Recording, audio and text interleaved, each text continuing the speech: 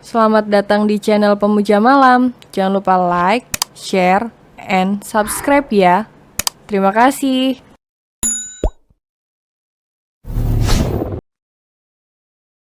Episode 2 Mataku Sudah Tidak Lagi. Paginya, Via bangun kesiangan. Gara-gara semalaman tidak bisa tidur. Memikirkan tentang perjodohannya dengan Viko. Kamu itu ya, tiap hari bangun siang. Kalau kamu kayak gitu terus, nanti kasihan suami kamu.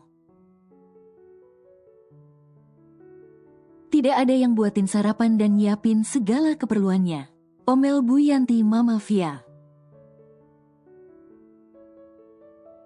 Iya Ma, maaf, semalam Via nggak bisa tidur. Gara-gara kepikiran masalah perjodohan ini Ma.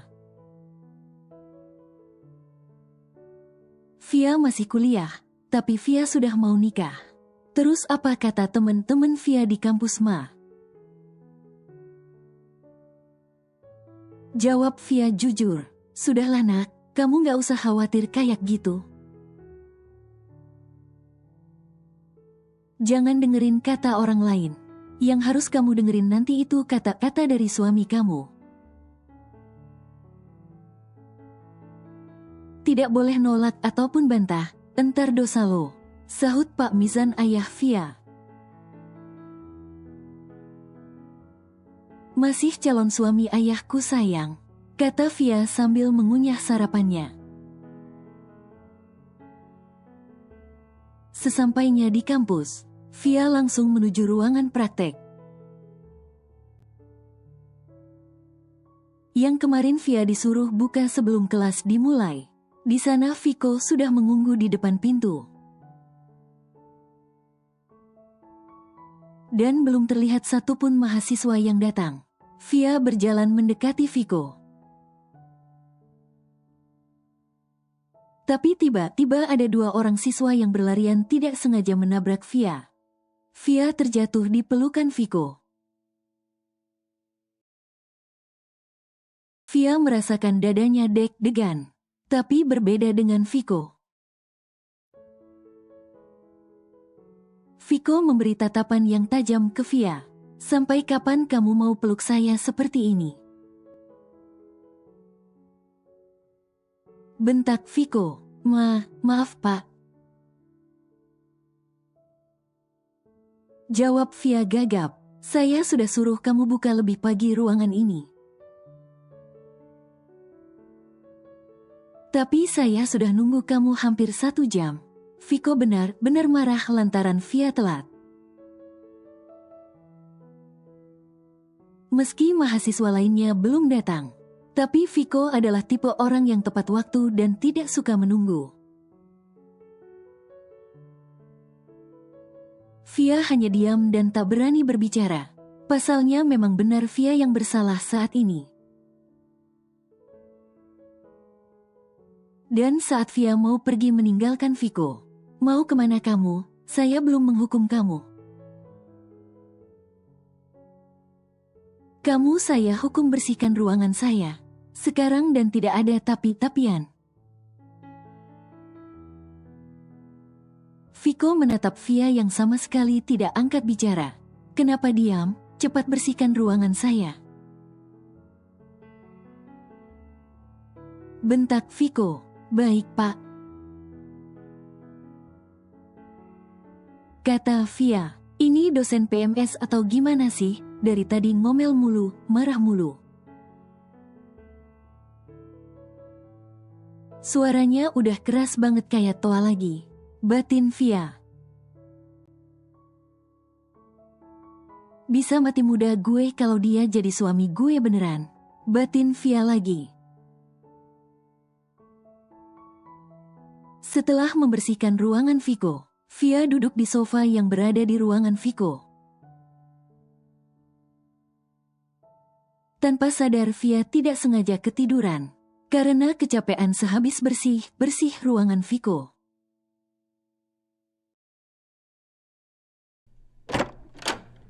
Viko masuk ruangannya dan mendapati Via yang tengah tertidur pulas.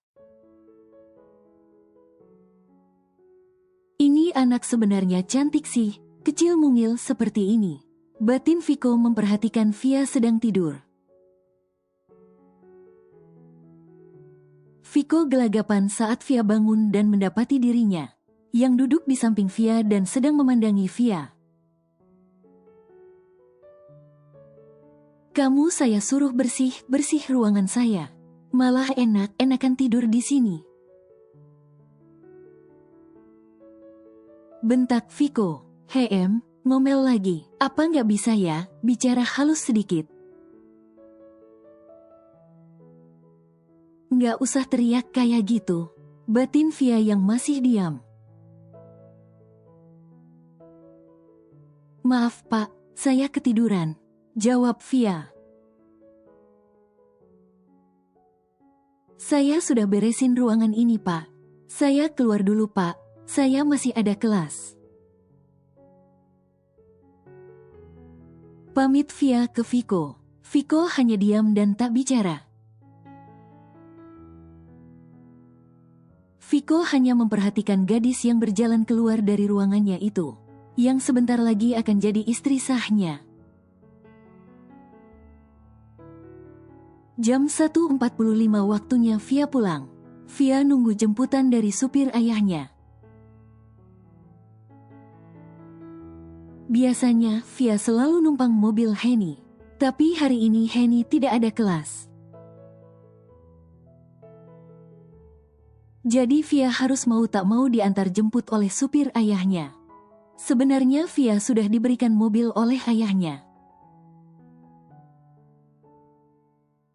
Tapi Via lebih senang numpang mobil Henny atau naik taksi. Via masih setia menunggu supir ayahnya. Dan tiba-tiba mobil hitam berhenti di depannya. Via kaget saat mobil itu membuka kaca mobil tersebut. Yang tak lain adalah Viko. Ayo masuk, orang tua kamu suruh saya bawa kamu ke rumah.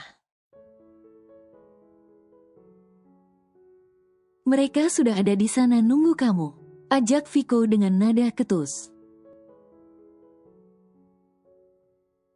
Ke rumah mana yang dimaksud Pak Viko? Rumahnya atau rumah ayah?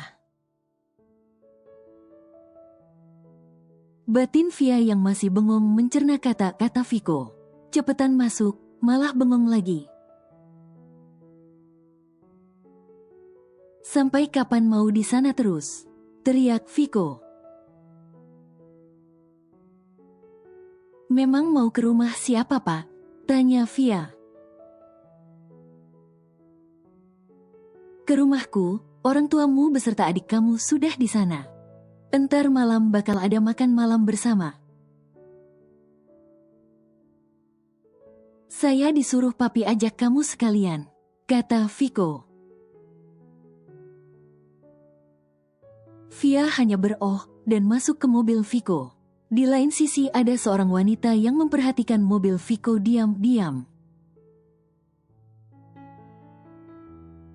Dia adalah Ratna. Ratna Friska adalah model yang sangat terkenal. Dia baru saja putus dengan Viko. Karena Viko memutuskan hubungannya dengan Ratna, sebenarnya Viko sudah tahu kabar. Perselingkuhan Ratna dengan manajernya Ratna sendiri.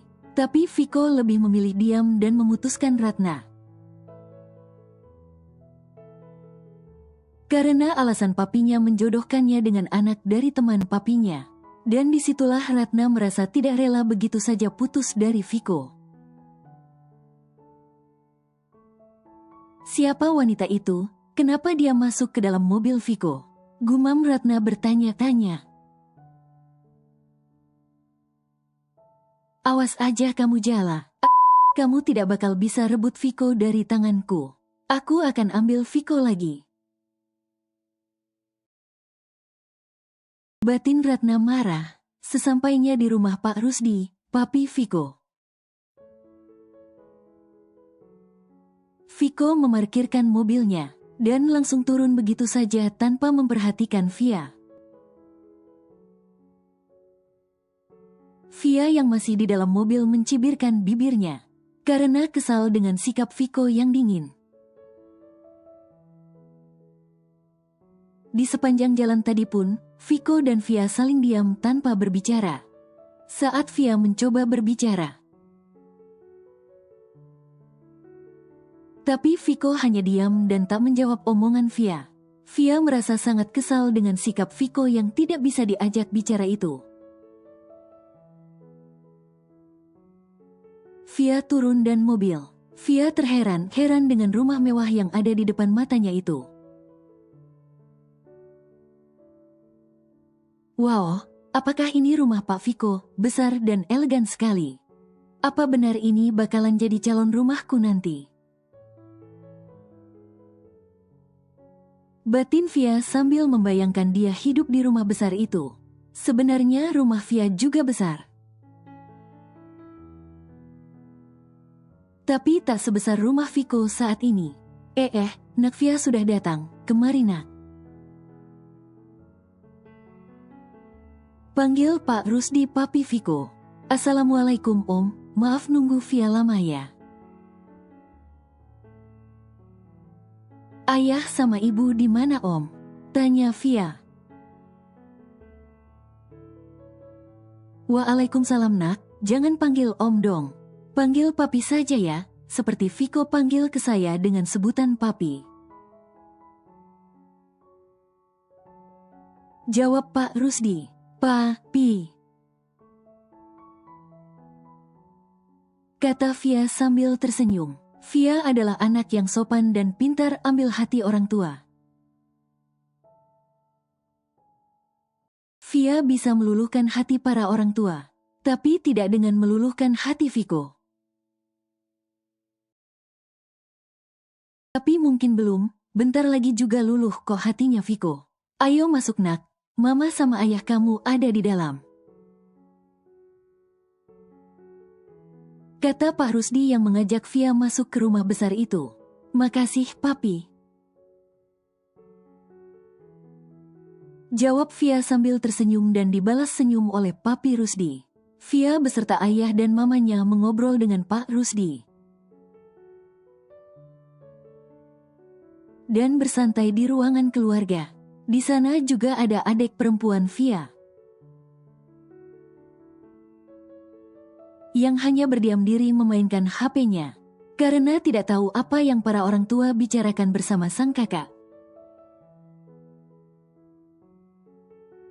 Tidak terasa hari semakin gelap, dan para pelayan telah selesai menyajikan berbagai menu makan di atas meja makan. Permisi tuan, makan malam sudah siap. Kata salah satu seorang pelayan yaitu Bik Sumi. Makasih Bik. Jawab Pak Rusdi. Pak Rusdi, Via, beserta kedua orang tua Via pun segera menuju ke ruangan makan untuk melakukan makan malam. Berbeda halnya dengan Viko, yang sejak kepulangannya tadi terus-menerus di dalam kamar. Entah apa yang dilakukannya. Kini mereka semua sudah duduk di kursi masing-masing dan siap melakukan makan malam bersama. Tapi, mereka juga masih menunggu Viko keluar dari kamar agar bisa makan malam bersama. Geram menunggu Viko yang tak kunjung keluar kamar. Akhirnya Pak Rusdi menyuruh Via untuk memanggil Viko agar segera keluar kamar dan melaksanakan makan malam bersama. Nak Via, Papi minta tolong panggilkan Viko di kamarnya ya. Kata Pak Rusdi. Tapi Via tidak tahu yang mana kamarnya Pi. Jawab Via, nanti Via naik aja tangga. Di sebelah kanan tangga ada sebuah kamar, dan itu kamar Viko nak. Tolong panggilkan Viko ya nak, kata Pak Rusdi. Iya Pi, Via emang sangat penurut dan sopan terhadap orang tua. Dia akan melakukan apa saja asalkan itu positif. Di dalam kamar, Viko yang sedang mandi di kamar mandi tidak mendengar ketukan pintu yang diketuk oleh Via dari luar kamar.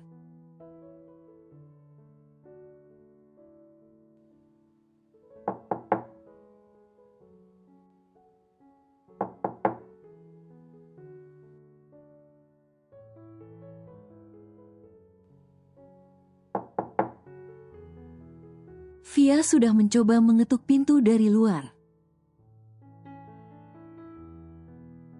Dan tidak ada jawaban dari Viko. Via mencoba membuka pintu tersebut. Dan ternyata pintu kamar Viko tidak dikunci. Mungkin Viko lupa untuk menguncinya. Dan saat Via masuk ke kamar Viko, saat itu juga Viko baru saja keluar dari kamar mandi. Hanya menggunakan handuk putih yang terlilit di pinggang laki-laki tersebut.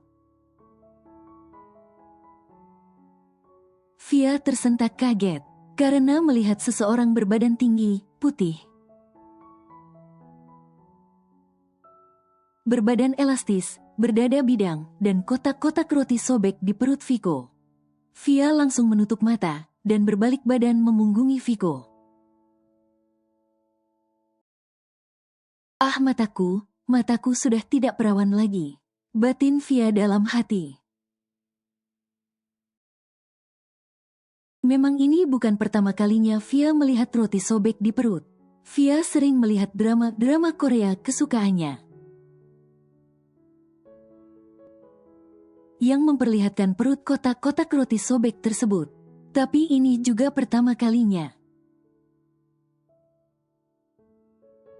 dia melihat langsung perut kotak-kotak yang seperti roti sobek tersebut di depan matanya langsung. Ngapain kamu masuk kamarku? Bentak Viko yang hanya menggunakan handuk di pinggang. Dan gugup mencari baju ganti dan segera memakainya. Anu Pak, saya disuruh Papi manggil Pak Viko. Buat makan malam bersama, jawab Via yang masih membelakangi Viko dan tak berani berbalik badan.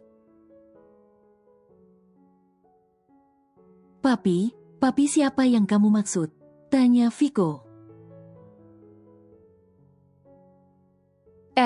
Maksud saya Om Rusdi. Tapi, tadi Om Rusdi nyuruh saya manggil. Dengan sebutan papi seperti Pak Viko memanggil beliau, jawab Via. Ya sudah, kamu turun duluan. Bilang ke papi kalau saya mau ganti baju dulu, kata Viko. Iya Pak. Via langsung berjalan keluar kamar tanpa membalikkan badannya, karena Via takut kalau Viko belum ganti baju.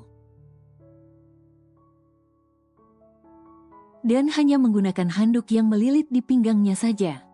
Dasar, masuk kamar laki-laki. Bukannya ketok pintu dulu malah asal nyelonong masuk. Untung masih ada handuk yang menutupi benda pusaka. Kalau dia lihat ini, sambil nunduk ke bawah, bisa pingsan dia. Viko masih berbicara sendiri di dalam kamar, sambil merapikan diri untuk bersiap-siap makan malam bersama.